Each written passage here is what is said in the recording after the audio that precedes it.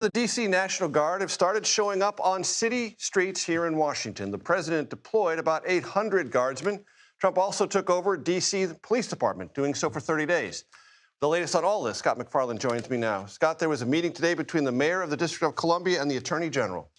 And the U.S. attorney for D.C. and this new official who actually is the administrator of the Metropolitan Police of Washington, the DEA administrator, a man named Terry Cole. It's a lot of names involved with running a municipal local police department.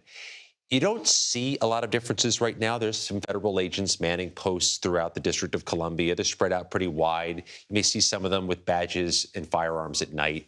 The D.C. Guard, that's a much different look. The optics of that are different, Major. They likely will arrive on the street in the coming days. They've arrived at their armory to prepare for deployment, but all of this comes without an end game. But where this goes or where this ends. And what are they being told they are most likely to do once deployed, the National Guard? Scott, the National Guard have different rules, obviously, under which they operate. They're using a different type of authority here called Title 32. What does Title 32 mean? It means they have some law enforcement role. Most National Guard deployments are under Title 10, where they don't have a law enforcement role.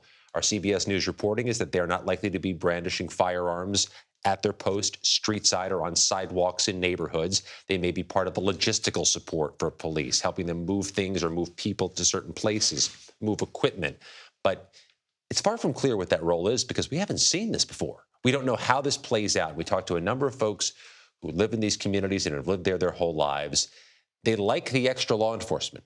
Nobody's protesting having extra police to make things safer on streets, but they have some consternation about what this is or is not with the National Guard troops. And is the National Guard subject to that 30-day limit that the takeover of the D.C. police is subject to?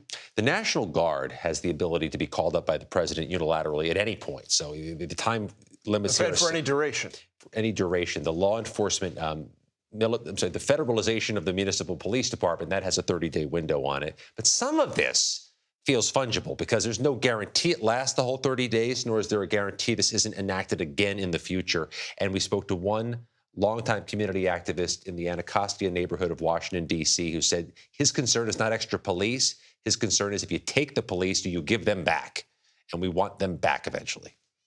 The D.C. police back in the jurisdictional control of the mayor, the city council, and the police chief and all the rest. That's right. Scott MacFarlane, I appreciate it very much. Thank you, sir.